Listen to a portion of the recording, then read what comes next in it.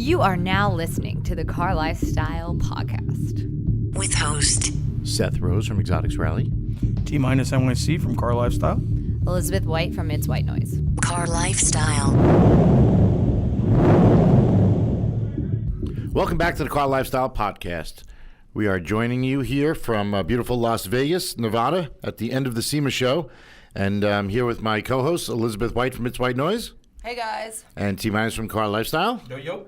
And we have two special guests today, Damon from Daily Driven Exotics. Yo, what's up? As well as Chad from GTCon. Hey, guys. Excellent. Welcome. Thanks for taking some time out the busy week to join us. So we're going to get this podcast going. And our listeners always like to hear a little history of each guest that we have. So, Damon, why don't we start with you? Where you from and what do you do? I'm from up north, the Great White, Canada, British Columbia. I live on Vancouver Island specifically. So if none of you know where that is, No, we don't. check Google Map. Yeah, we got to Google Map that. Google Map that shit. I grew up on that island my whole life. And so, Born, raised, you're... whole life. Been there the whole time. Cool. Raised my family there. Been into cars since I was a kid, obviously, and eventually just kind of grew with that passion into, what we do now, which is with Daily Driven Exotics, shooting a lot of supercar content, but not the typical stuff that you would see, really going after the unique, crazy aspect of the automotive content world. So when did you start Daily Driven Exotics? I started 4 years ago when I got my first supercar. And what was that? Well, it really depends on how you Define a supercar? Yeah, define a supercar. I have a family, so I have three daughters, and obviously I have my wife. Wow. So I didn't know if I wanted to jump right into the two-seater supercar world, so I went to buy a Lamborghini, and I ended up coming home with a brand-new Maserati Gran Turismo because it had 4 seats. Back seat, yeah, sure. So, some people would consider that like a high-end luxury entry-level supercar on some level, I guess. But I would say my real supercar was my Gallardo that I got about a year later. Okay. So that's how it started, because I got that Gallardo, and I wanted to essentially daily drive it. And the reason was I wasn't super loaded. I couldn't afford to buy a car and just leave it in the garage. So this literally had to be it was trading one car for a more expensive car, but nothing too wild, so that I could still drive it around on a daily basis and do things. Okay. So from there you progressed? I did. I progressed. I took that car and shot a video where I decided it'd be fun to do something totally wild and insane.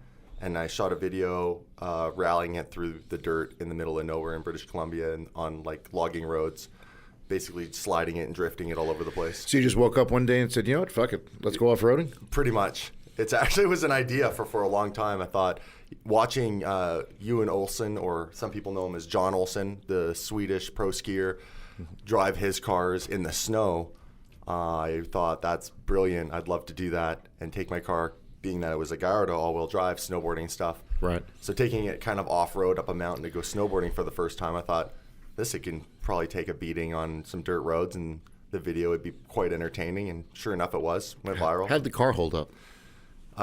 It got thrashed, actually, underneath. The plastic inner wheel liners got all chewed up, fell apart. But other than that, the car was fine. Yeah? Yeah. No issues. Couple of $100 and new wheel liners, and the car was perfect.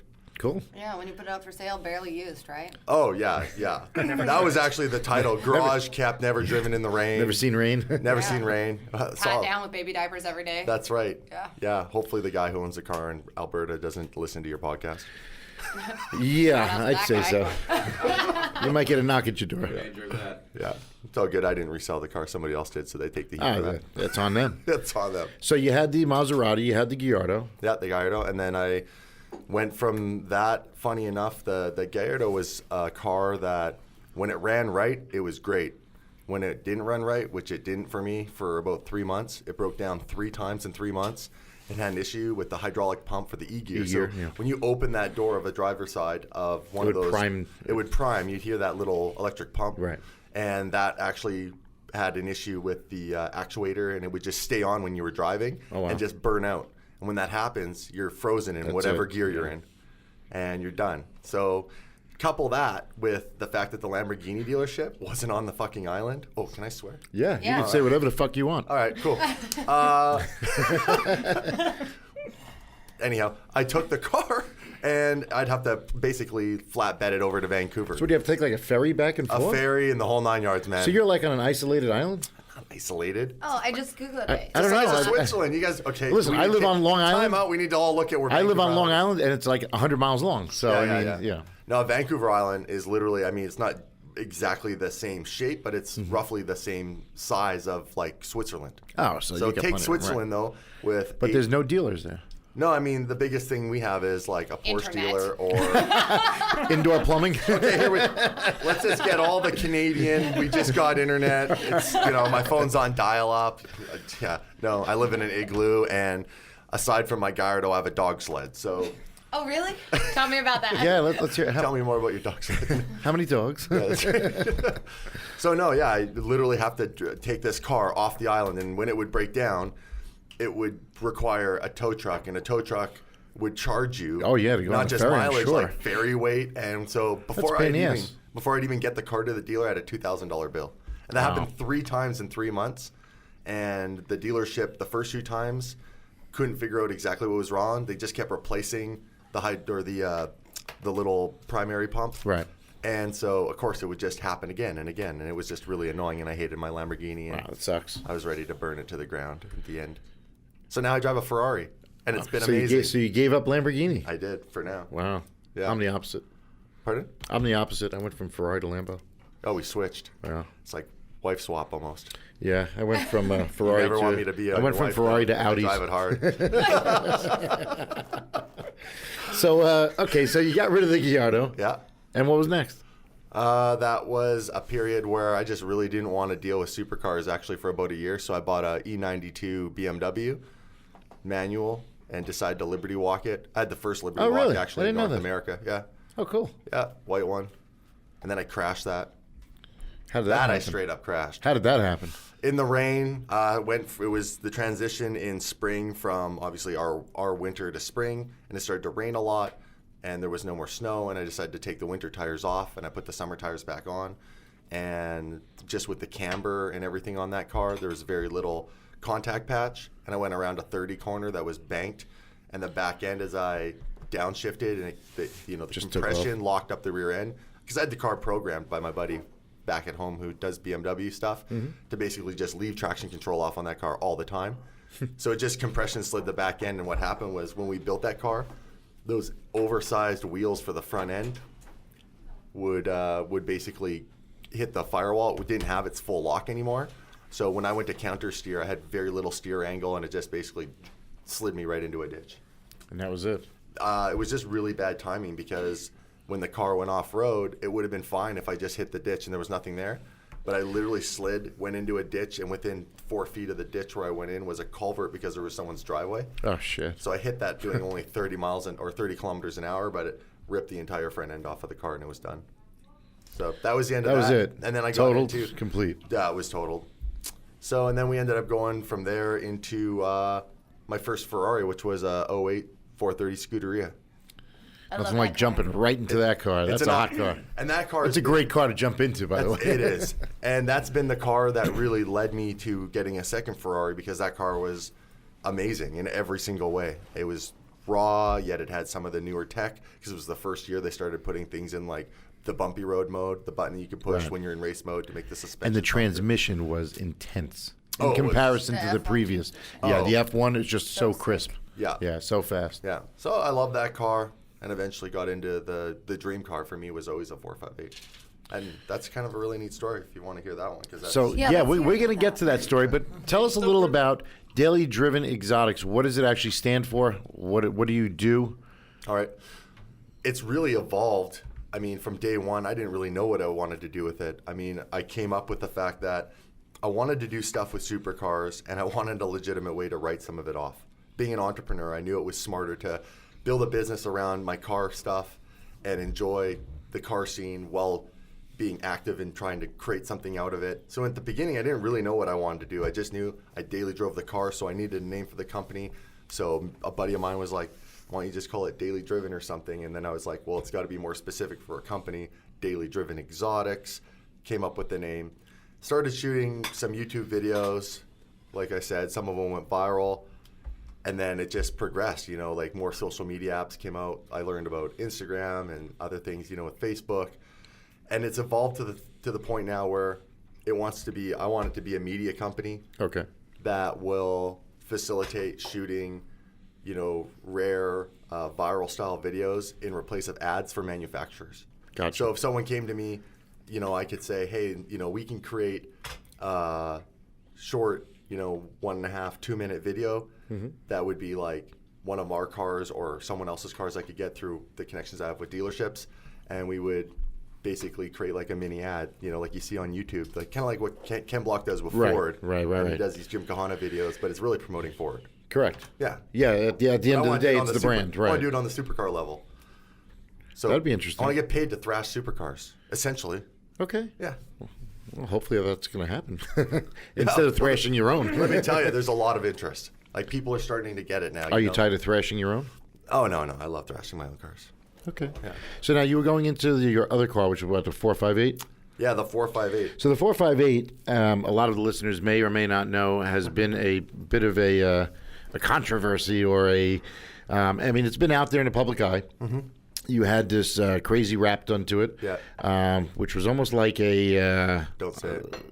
What? It was black and white. Don't call it a zebra wrap. I would never say that. No. I wasn't going to say zebra. What I was going to say was when they're doing the testing cars, but the prototype type wrap. That's right. Yeah, and that's the kind of look you were going for, I believe. Exactly. If you were to go to a test mule, like a test mule wrap, a prototype wrap. Yeah. If you actually go and Google the 2015 Red Bull F1 livery, you get two versions. You get their traditional blue with the Red Bull and all that sort of thing, but they actually did that prototype theme on one of their cars in 2015, and it's all black and white. The difference is when you take that on an F1 car, which is about 1/3 the size of a 458, we had to create the wrap to obviously fit the 458, and those lines got a lot bigger, and then people just naturally called it the zebra wrap because they saw a lot of black and white lines. And it drove you nuts. A little bit. He just started twitching everyone. That's okay. I got used to it. So tell us a story about that car. When did you buy it, and you bought it new, I'm assuming? No. I actually really don't buy any of my cars new for two reasons. A, my pay scale is not at that level, and I don't want to take the hit on the depreciation because I'm really going to do what I do to cars. Like I said, people know me for driving every single day, so lots and lots of mileage, which we can get into about the 458 because I'll tell that story through the progression of the story. So let's go to the beginning of that. The 458 is actually a cool story from the fact that car, for me, was back wallpaper on my computer for about 4 years before I bought it. I buy all my cars from one group of guys in Vancouver called SR Auto Group, great group of guys. And I have always been going there to check out what they have because they have all sorts of stuff that, like La Ferraris and It's like a little shopping mall. Yeah, and it's cool to just go hang out there and see the stuff that, is not, again, in, something I can afford yet. So I'd go over there and check out these cars, and I went over there and I was looking at this 458 like back in 2010 when they were first coming out. Right. And I was in love with this one car that they did. It was a huge difference from the 430. It was huge. It was like Ferrari found alien technology. Yeah. It was like, hey. And it was, not to cut you off, but it was a much more creature comfort car. It was. And so I see this beautifully spec'd black on black 458, and they had put a Novatec kit on it at that time and some wheels. And I was just in love with it. And they always do the professional photos like a lot of dealers do and put it online. And I found a photo of it, and I literally had it on my desktop screensaver. Mm-hmm. I literally bought that exact car. It came back into the dealer a week before I came in, and they were like, "What are you looking for?" And I was like, "I think I'm ready to buy a 458." And they were like, "Well, we got this Just got that one back in." And I turned around, and it was the car that was on my laptop for 4 years. Did you tell them you were coming in? No. Like, did you make a No. reservation? They're like, we know what his screensaver is. No, I didn't do any of that. And that's Did like the sky open up and a big halo and everything? pretty close. So I'm a huge believer in law of attraction. What you focus on eventually will come into your life. So for me, I have endless stories of that kind of stuff I'm focusing happening. on you right now. What's that? I'm focusing on you right now. Yeah, you are. Yeah. you somehow attracted me into your life today. And so, it was just really cool that car literally was, something I've had. And the cool thing was is I put that on Facebook too on my on my as my cover photo. Oh, So it's yeah. actually timestamped. If you go and look on Facebook, like I had it on my Facebook, the exact car from like years ago. I'm There gonna was something Google going that. on there. Yeah. So that was really cool. So then I got the car, and I've been into doing these rallies, these cross-country rallies.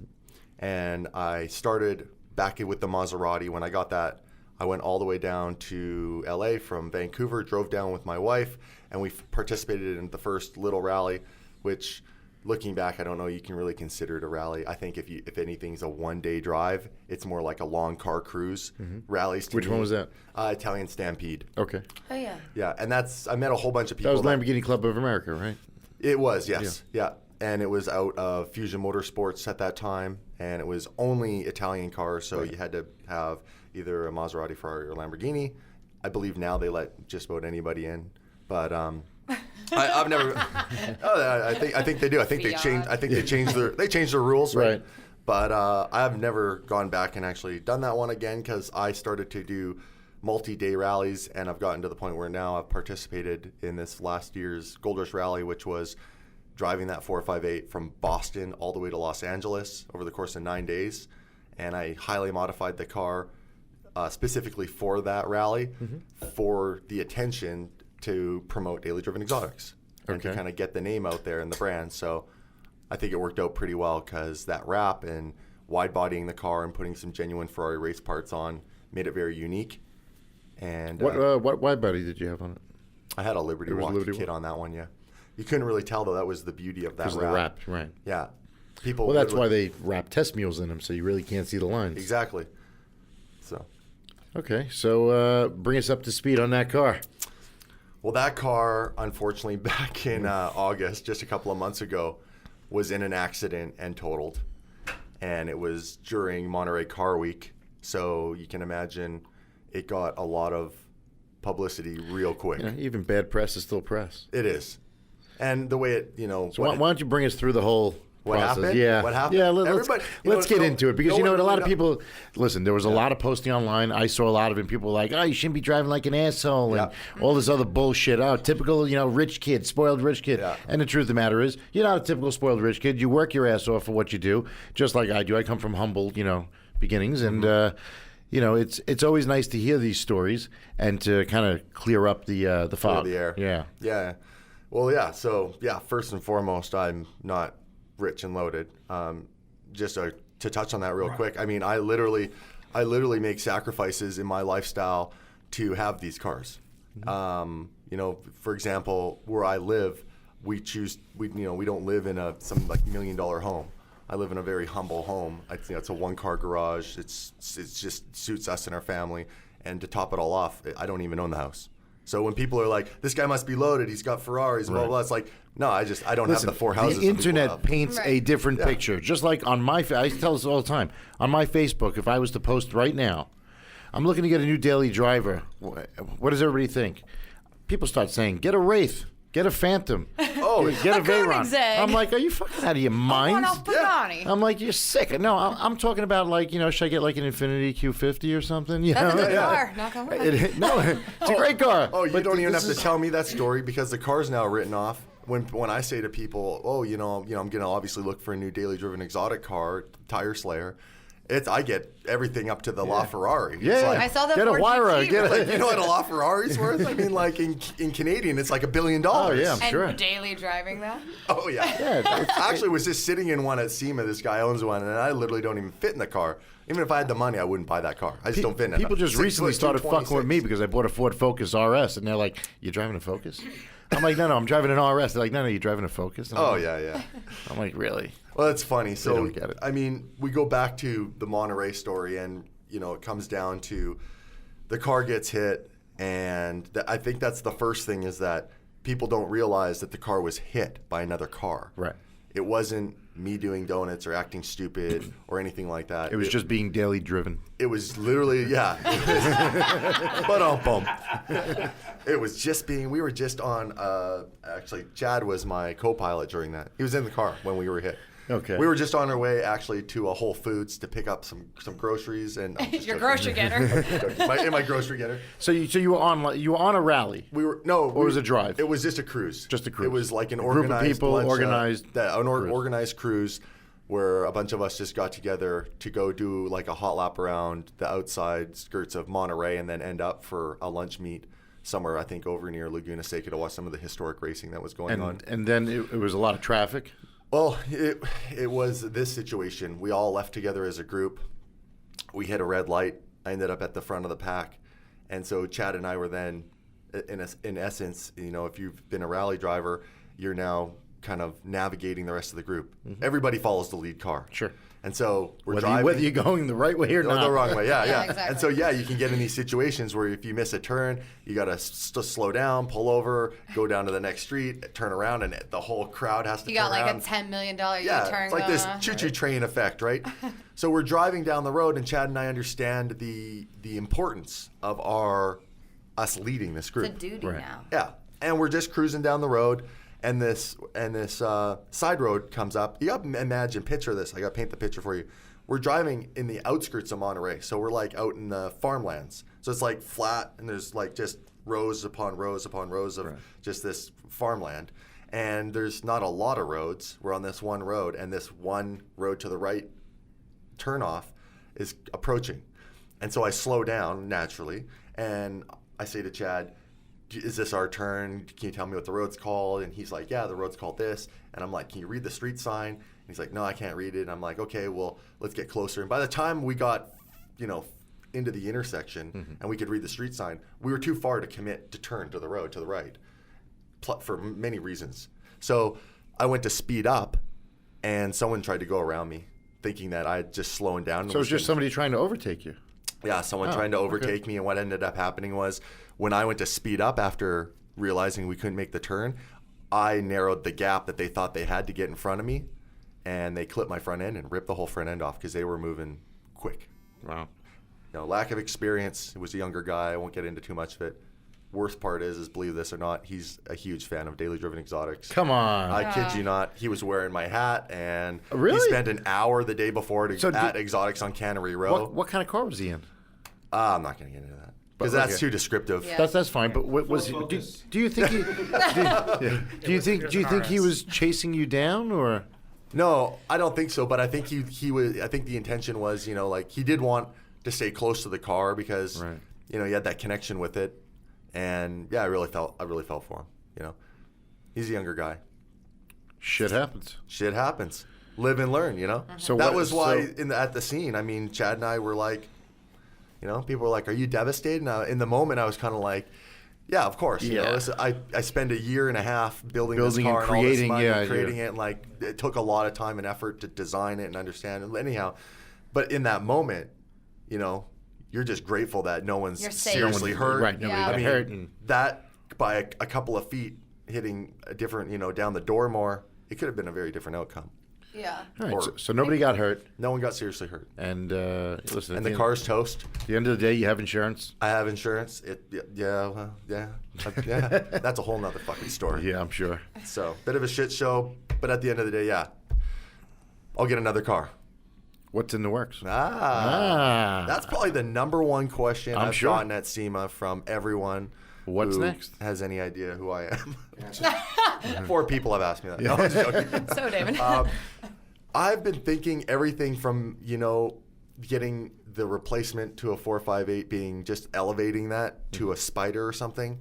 I think that's not enough for what the expectations would be. Yeah. So I've thought about doing obviously a 488, but again, that car currently is just not where I want it to be to thrash on. I mean, people are selling them for 20, 30 ridiculous over money. Yeah, MSRP. And again, just that little bit out of my pay scale. So I thought about going the opposite way. And for a couple of reasons. One, I was thinking about maybe getting multiple cars. So as crazy as it sounds, I was thinking, manuals are a lot of fun. Are you going to stick with Ferrari? I don't know. That's up in the air because an older Ferrari, I still have the 08 Scud, and I don't really want to get an F430. I mean, get a Ford GT. again, a Ford GT though, like back at home is like a $500,000 car. In Don't Canada. buy it back home. Buy it here. Well, what's a Ford GT worth here? I mean, you can find them, believe it or not, with some high miles. Oh, because there were people that didn't expect them to be collectibles. You're right. So if you could find one with like 30,000 miles on it, Yeah. you could probably get it for about $250. No, that's not bad. What? What? You want to chime in here, Alex? Yeah, What's so funny? just so everybody knows, Alex Roy is in the background. If you hear a little snicker from Dr. Evil, he's in the background. Yes. We're trying to keep him quiet. Yeah, it's not easy. It's like wrestling an alligator. So the other car I was thinking about was doing I have a line on a Murcielago Roadster, but the 6-speed gated shifter. Yeah. Check this out. It's a I'll monster convert it. car. I'll convert it for you for $95,000 US. Wow. It's not on the market. It's a friend of a friend. The guy has a bunch of cars. How many miles? It's a higher mileage one, so it's got gotta about be. 25,000 kilometers. So Okay. it's about 12 to 15,000 miles. So Yeah. not smoking not brand new. terrible. And then it's got like a 4,000 deck on the rear bumper or something like that. So he's just kind of like, doesn't want to have to explain to people over and over and over. It's got an accident, but he's got it all documented and reported and all the photos. So I had a good look at it. That's what counts. A lot of people don't realize that. If you have an accident with an exotic and it's nothing major, if you take pictures of it, He did, yeah. and when you go to sell it, if you just show somebody, if it's on like the Carfax and you show it to somebody, Shows the it was damage, just shows it being right. fixed, and then it shows it done. Right, because So he people has it love all. to get a Carfax and it says accident history. They're like, that's just $25,000 off the price. And I think it's really important to have something that shows you who fixed it, because there's people who can fix cars properly, and then there's people who can really fuck them up even more. Sure. So that's one car. And the reason for some of those car choices, like a manual Mercy or Air-cooled Porsche. yeah, I thought about it. or Wait, do you prefer we're working Porsche? on it. hold on, Do you prefer Porsche? yeah. Oh, want these two. her. Don't even get these two going. Porsche Child collectors. Oh, we will. Porsche, We will. Porsche collectors here to my left. And I've thought about a Porsche, and I thought about doing like one of the older RWB wide body and all that. That'd But be Chad told me, if you're gonna do one of those cars, you better get a fucking mechanic to go along with it. You did say that. One of the older ones, right? You better know what you're doing with that That's car. right. Yeah. And I beat on cars, and I know nothing about mechanical anything. Like all I knew, like when they called me and were like, "What happened to your Lambo?" The first time I was like, "It did this," and then it died. Yeah. And then I learned after what it was. What it So was, when I right. told the story, I only knew what that thing was called. Yeah, I'm the same way. After I it broke- don't actually- turn wrenches. Actually, I only knew what it was called after the second time it broke. Even the first time they told me that, it was this, and I forgot. I didn't know. Yeah, I learn as I'm going, but I don't turn wrenches. So Or how about a manual F430? yeah, A they're little out there. more money. They're out there. But that would be a fun car. I have two choices back at home. There's a coupe and a Spider for sale that are sub 200 US or sub 200 Canadian. So could be fun cars. Now here's a really important topic I'll touch on before we go to anything Go else. ahead, because then we're going to move on to Chad. I want to hear all about Chad. Yeah, in BC, Yes. we have really crazy insurance rules around supercars.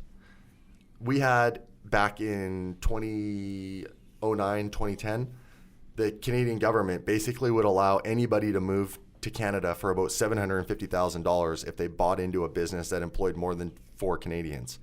And we had, you can check this out, statistically, we had 39,000 Chinese millionaires move to Vancouver. Well, I know there's a huge Asian population. Huge. But even bigger now.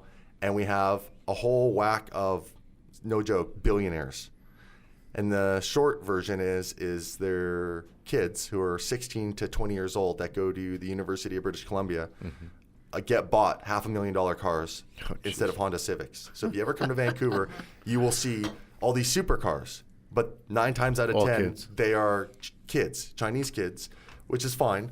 But they're driving with these N's on the back because that's what our driving program is when you're a new driver. Really? It's wild. It's like phen- the a- L, like the Really? letters It's a in phenomenon. I'm the gonna- UK. So they brand them? They're put- all branded. All new Really? drivers are branded. L for Holy learner, and then green for new driver for 2 years, and then you get released. And that's what, like on the bumper? There's like a decal? It has to be on the back of the that's car. so It's a terrible. decal. It's a big, amazing. it's a bad. big green letter or a big green decal with a black N Is on that it. just in Vancouver and Canada? It's in British Columbia, our province specifically. Right. And so they came and they have these cars, and what ended up happening was their community is really tight knit because a lot of them don't speak fluent English yet, and so they all hang out together. And then they started street racing. No, that's a great Oh idea. yeah, and then they started getting caught, like huge. Are they confiscating cars? Because I know they're real strict in They Canada. confiscated cars. There was a guy who had, funny enough, a Scuderia, and another guy with an M6 that got caught racing, and they impounded their cars and actually auctioned them off. I was going to ask. That's a good one. And it was all over the news, so you could Google that one as well from Vancouver. But then a bunch of people were crashing them, and the Insurance Corporation of British Columbia decided, instead of slapping individuals with higher rates, they blanket just hammered everybody with a supercar. So there is this list of supercars that basically start from 07 and up, that if your car is on that list, you're screwed. You have to hand in your driver's license and how all much your is insurance? Is I'm going to get to it. This is going to blow your mind. It probably will. My insurance on the Gallardo, okay, was $1,300 a year because I have over 10 years safe driving and all that sort of stuff. My insurance on the 458 was $5,000 a year. Wow, with a big difference. All the same safe driving and all that. If you're one of these Chinese kids that just came to Canada who has no driving record, and you're driving an Aventador, your insurance is $30,000 a year. And they write a check in cash. Well, yeah, I mean, billionaires. And even crazier is some of the cars they don't even insure. Really? There have been a 21-year-old girl was Can caught you driving. drive with no insurance? No, Well, like they just believe it or not, in the U.S., in Tennessee, really. you can drive with no insurance if you haven't had an accident for 3 years. No Oh way. my God, let's move there. That is a scary. That is a scary situation. They're rolling the dice on that one. That's a scary situation. That is scary. And so, no, you cannot. I mean, at the very basic, you need to have the basic liability and all that sort of stuff. So buying a car, again, like the Mercy, which would be an 06, would put me back at a $1,300 a year insurance bracket. Right. And when you go through that process of handing on all your stuff to the underwriters, to basically, they tell you what you're going to pay. Right. And nobody else in the province will insure your car, no private insurance company. They'll tell you what you're paying, and only you and anybody else that you put on, they have to verify that person's driver's license and their driving record can drive the car. So nobody else could drive the 458 when I had it. No third Or party. the Scud. Like, Is this no only one. in Canada or It's after you get to the it's States? only in BC. Like, It's only that one province Really? that I live in. Yeah. Move. If you were to go, yeah, that's a whole other story. I'm not getting into that. so you could Liberty Walk your new Mercy if you want. I could. All right, Alex has a question. Make it a good one, or else I'm gonna. Your wife, your daughters, are they aware of how crazy you are and the choices you've made and the sacrifices, which probably is really them for these cars? Yeah. You know, they do. And you know what? I'm very aware of it too. It's hard in life to find the balance in anything, you know, and from work to family to your own selfish needs and wants and desires, and it's a juggle. But yeah, they are aware because they see it all the time, you know. And I will say this because, you know, I have children as well. Mm-hmm. And if they see you happy, it makes a big difference. So, like, when you're behind the wheel of your car and they see you, they know you're happy doing what you're doing. Yeah. Ask them a real question. Like, do you take your daughters to school in the car? So That's awesome. I have 3 daughters. They're always washing his car. That I could tell you. Yeah, I have them watch. They really like to participate in the car stuff. First of all, check this out. My 3.5-year-old cried when I told her the zebra car got hit. Like, Yeah, cried. they get With attached joy. to them. They get attached to them. They did get attached to them. My kids are always asking me to jump in my car. Like, even if I'm just running out in the morning to get breakfast and I'm taking one of my cars out, they're like, "Can I go?" You know, they're the first. You know, they fight over who's going to go. Yeah. Well, yeah. So I have 2 older daughters, and one's in high school and one's just about to go into high school. So yes, I have taken them to school in the car, and we live in a smaller community, and all of the quote-unquote potential boyfriends follow my channel, know who I am, love the car. So it's a love-hate for them because... Have they seen your gun collection? I'm Canadian. We have knives, but and bows and arrows. Cool. Our gun laws are really strict up there. Something tells me you wouldn't need the cars to scare the boyfriends into not messing with your daughters. Yeah, no. Now Alex is hitting on you. Yeah, Or the daughters, maybe. that's right. Yeah. Well, One of you guys could win a fight. All right. All right. So, So all your right, daughters, they have high expectations of boys now.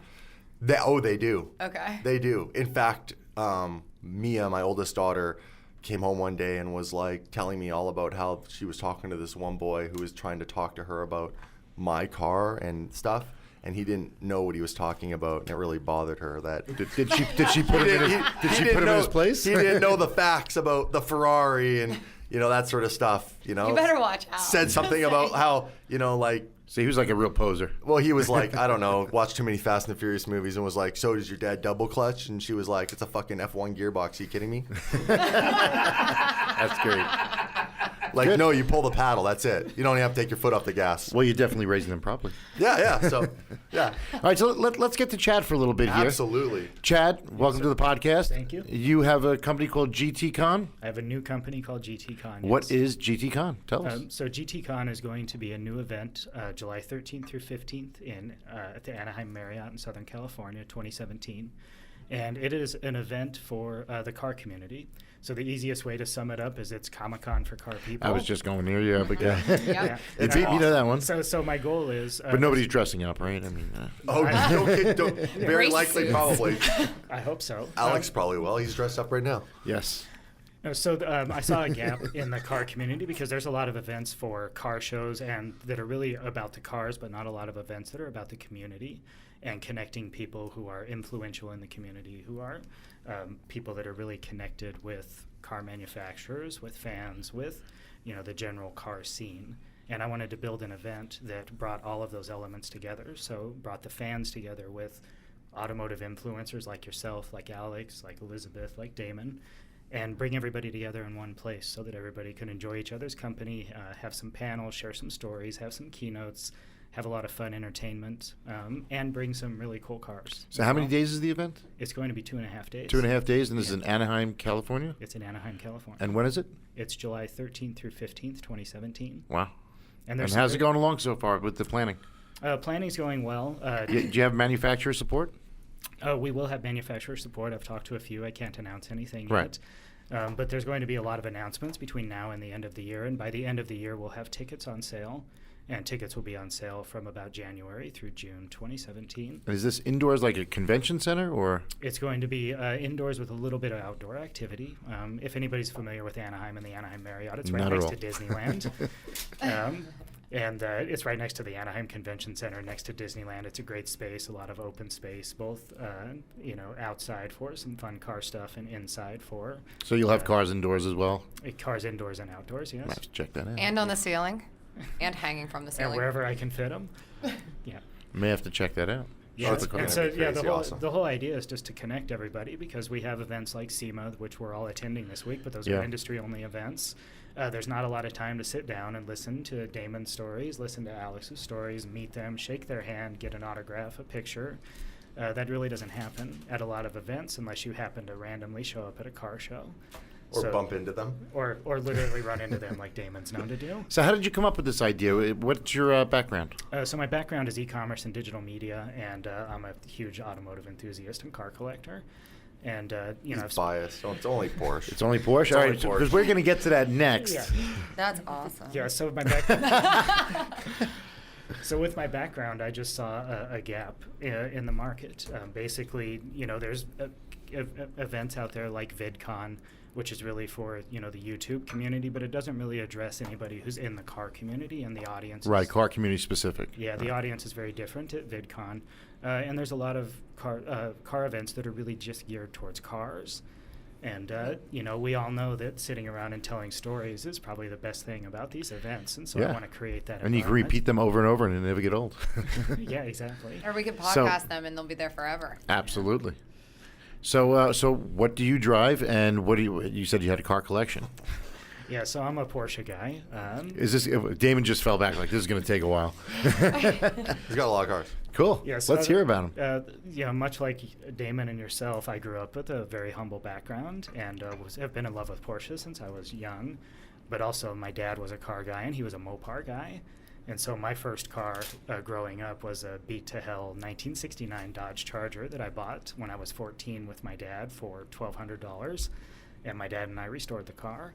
Cool. And, It's a nice project. I always wish I could have done it with my father. I had a Volkswagen Beetle. My father had no idea what to do with it. It just rotted in the backyard. My dad was a naturalist. I was fucked. yeah. So you started with a Porsche too. Yes. Yeah.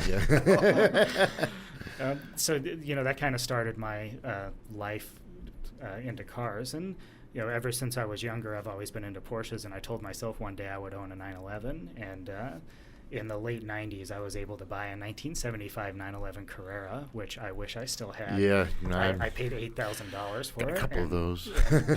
And restored that car as well, and sold that one shortly after that for, I think I sold it for $16,000. And the car restored is worth like $120,000 now. Holy shit. Yeah. I had a 930 slant nose 505 option car. Oh, nice. Cooper cab. Oh, nice. Yeah, that's a car.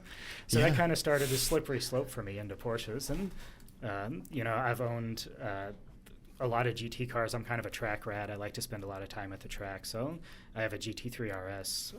I have a new GT3 RS coming. I have a GT4. I have a 991.2 manual car, which is just a ton of fun to drive on the street. But I'm also really into older air-cooled stuff, so I have a 93 RS America. Nice. I have a 1962 356, and I have a couple of other projects that are sort of, in hiding until they're finished. Nice. Yeah. So you're just all about Porsche. I just love Porsches. We did have an Audi R8 gated 6-speed car for a long time, which was a fantastic car, but I wanted the GT4, so I got rid of that car so I could put the GT4 in the garage. What's the name of that car?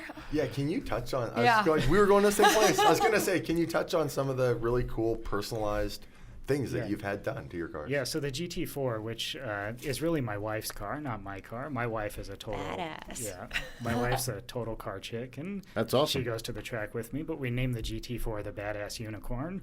Okay. And it has custom illuminated door sills on it that say Badass Unicorn, and it has it's stickered up with I some love stuff. that sticker. It's so cute. Yeah. Like right from Porsche. Oh, really? Yeah. Oh, Yeah. They ordered it from the factory, and it says, like when you open the door in the door sill, it lights up and says "Badass Unicorns" yeah, from. right. Yeah, They're- not aftermarket. Like, that's Oh, why- okay. I was Correct. thinking aftermarket. I'm like, all right. Yeah. Oh, that's why I was saying no, like. Anybody that's- can get it done. Yeah, from the factory, and they rejected it the first 2 times. I was going to say, yeah, how'd you get that through? They let it through the 3rd time, but we tried everything. We told them it was French for badass. It must have been during that Volkswagen scandal or something. They were like, sign off on everything. Yeah, just get it through. But yeah, I mean, it's a fantastic car, though. Did you take a Euro delivery on it, or? No, we didn't. The GT3 RS I have being built right now. I'm going to the factory in November to check the car out at the factory, but I'm not doing European delivery of it. And you have a lot of specific colors of these vehicles. Yeah, I'm really into non-standard colors. So I owned a Riviera Blue GT3. We try to do something fun. My GT3 RS is going to be ultra violet. Wow. And that car's name, also from Porsche, that's going to be branded on the car, is going to be Ultra Violent. He's Yeah, such a just meeting you, I would never expect any of this, so it's right? kind of like. I wish people could see Chad. Yeah. Yeah, well, it's always the track guys that are the unassuming guys that Yeah. kind of sit quietly. So, but yeah, we spend a lot of time at the track and a lot of time really enjoying the cars the way they're meant to be enjoyed, and that's why Damon and I get along so well. Because I text him pictures, with my RS America at Target picking up some paper towels or whatever, and Like legit daily drivers. That's cool. Yeah. yeah. So what do you daily racing drive, or you cars. just switch it up? I just switch it up. I have a Macan S also, and usually drive that. We live in Colorado, so we have a truck too. We have horses.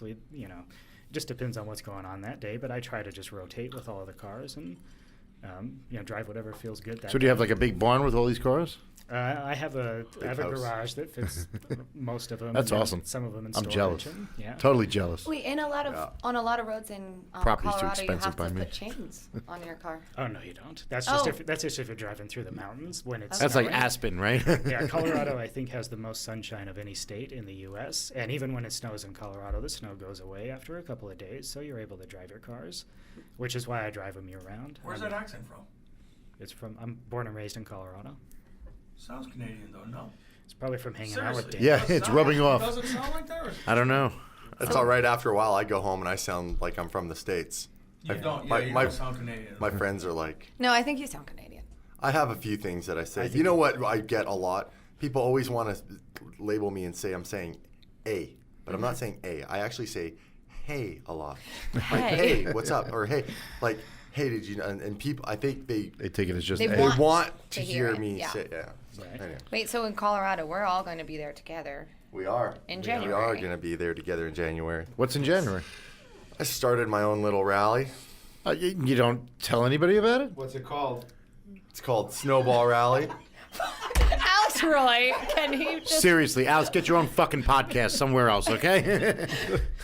So The Alex Roy rally is going Call to it be the next. Politsci Podcast, and that's in like room 2800 down the hall. Put your jacket over the mic, though.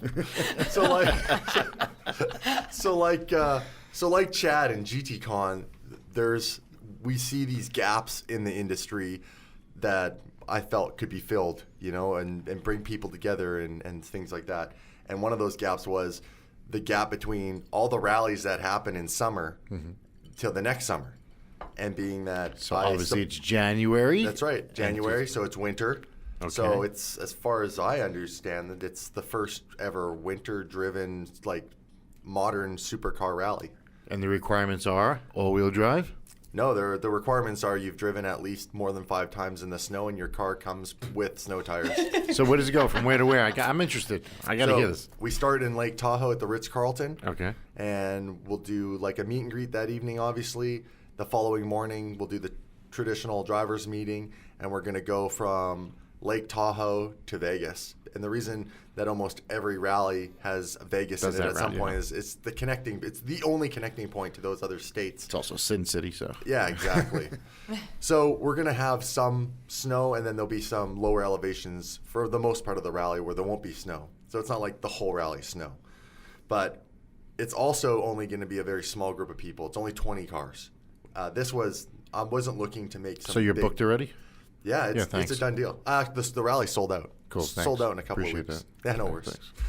thanks. So, what were you going to say, Elizabeth? I was going to say, I think there's just so many different aspects of this rally compared to a lot of the other ones. It's true. I mean, you've done a bunch of rallies. I've done a lot of rallies. Everybody here has basically done rallies. And, Yes. Not me. they all differ a little bit. You did a rally with me. You did the hunt. Oh, that's different. That's your rally. But so anyway, they're all different in a lot of respects, and in a lot of respects they're the same. So Yes. what separates? This is a winter rally. It's called Snowball Rally. Snowball Rally. So Correct. what separates yours from the others, besides the fact that it's during the winter? Well, I mean, I think the group of people that are coming are, coming for the appeal of the fact that it's a more intimate rally. A lot of rallies are way bigger than 20 cars. Sure. I mean, I can't think. And everybody thinks the bigger the number, the better the rally, and That's right. I don't believe in that. No, me neither. So that's one aspect. The other aspect was we wanted the rally to be an event that really participated with keeping the people engaged with each other more than just, hey, we're going to drive from point A to point B and then party our faces off. In fact, our rally doesn't really have any of that nightclub partying type of atmosphere. It's fine dining. It's enjoying the elements of these alpine resorts, and also participating in what I really kind of fluked out with was creating a rally during the time I wanted to, which was winter, and hitting other major events that were already going on and tying them together. So we'll go back to the route real quick. The route was Lake Tahoe, to Vegas, then right. Vegas to Park City, Utah. Okay. And at the end of January in Park City, Utah is Sundance Film Festival. Right. So we'll Cool. be hitting the last 2 days of Sundance for one night. We'll be staying at the Montage there, beautiful resort. And the following day, we're going to drive to Aspen, Colorado, and we're there for the weekend of Winter X Games.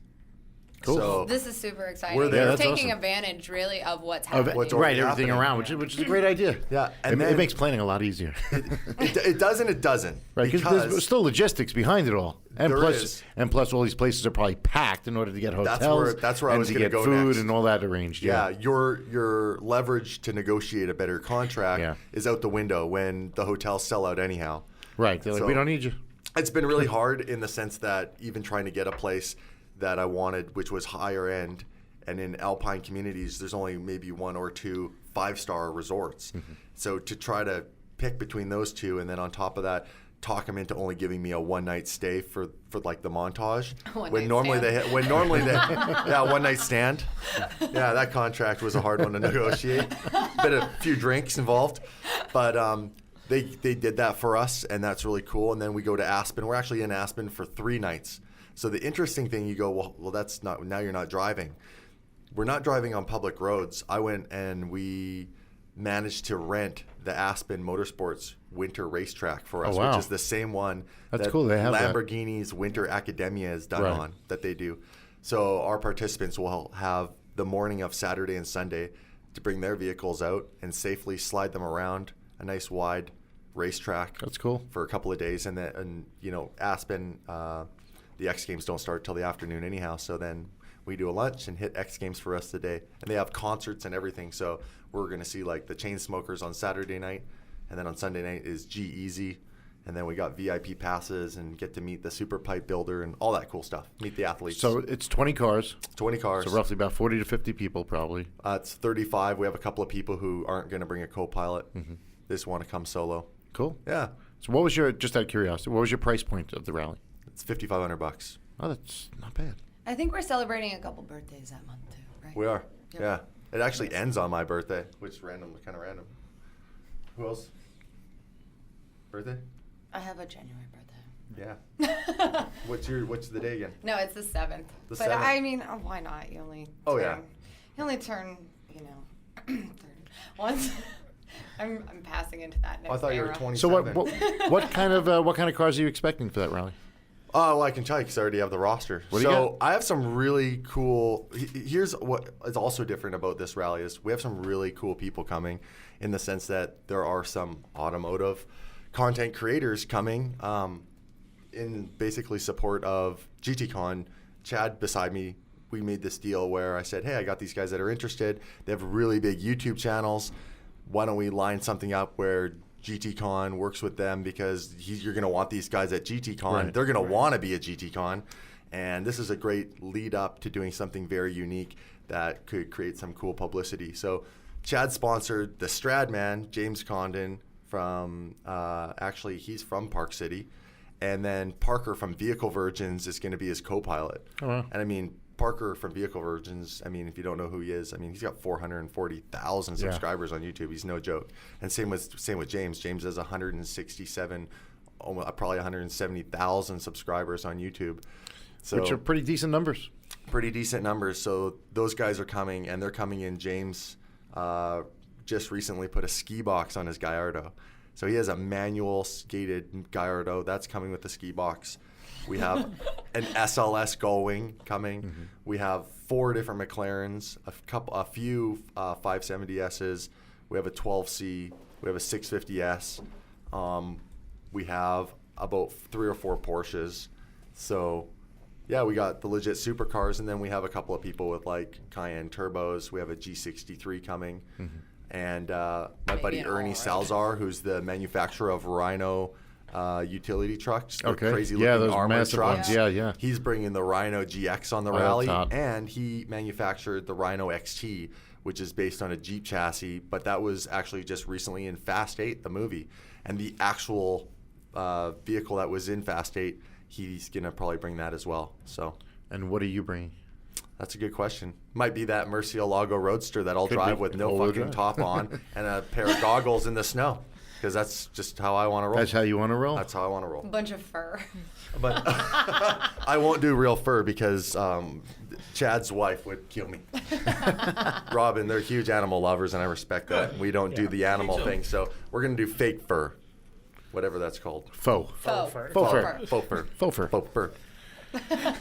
So that's the rally that we whipped up, and it literally was like I made a Facebook post one day, and a bunch of the people that I've met through doing other rallies were just really supportive, and I had 4 or 5 people were like, I'm in. And you know, until someone sends you money, anyone can say they're in. But these that's guys, always the biggest hurdle. That's right. But these guys were like, people were like wiring me money right away, and just before I knew it, it was sold out. I mean, it was just my friends are really what made it really easy, like Chad and his referrals and getting people. And well, if somebody bails out, let me know. Yeah, I will. We're doing this. You going? Yeah. Oh, Elizabeth cool. is coming. Awesome. I'll be there. Sorry, you're like right here. I was waiting for you to be like, I'm coming. I'm so excited, actually. I'm really excited to do this. It's going to be awesome.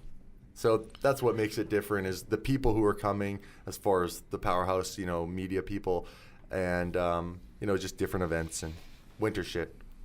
We're going to see a bunch of snow. I mean, it's January, it's Colorado. It's going to be, like we're kind of rolling the dice in some ways. I mean, you never know. It could just start snowing at any time. Yeah, I mean, getting hung up is like part of the fun as well. Yeah. Yeah, I mean, it'll bring people closer together. That's what I love. But what I love about the rallies is the camaraderie. That's my favorite part. Yeah. And some of the better rallies that have gone on have less people because you get more intimate with those people by ways of, I do business with a lot of people from the rallies that I've been on and just created relationships, forged relationships that have lasted for years and years. And that's the best part about it for me. Yeah. This is just a gap filler where we can, the car enthusiasts. In between the seasons. Well, that's awesome. Well, good luck on that rally. Thank you. I Not hope that all of us goes live well. in SoCal where it's just fucking sunny all the time. Tell me about it. Right, Chad? Yeah, right. Yeah, it's freezing back home when I get back there now. Yeah. So good. Well, I'm glad we got a chance to sit down and chat and go through your history and what Daily Driven Exotics is about, and then we found out from Chad about GTCon, Snowball Rally. It's been a great 1 hour. Can you believe we're already at an hour? It's crazy. Flew by. Time flies when you're having fun talking about cars. So where can everybody find you online? Why don't you give yourselves a shout out? Let us know. Websites, Instagram, Facebook, Snapchat, whatever the hell. Everybody's got so many platforms these days. Tinder.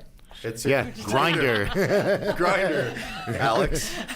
Sorry. Oh, you're up.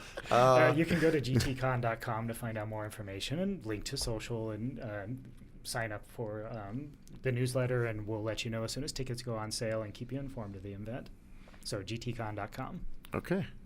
Same, it's simple, dailydrivenexotics.com, and from there you can click on all the links to the social media. My YouTube channel is just Daily Driven Exotics, just youtube.com/Daily Driven Exotics. Make sure you subscribe.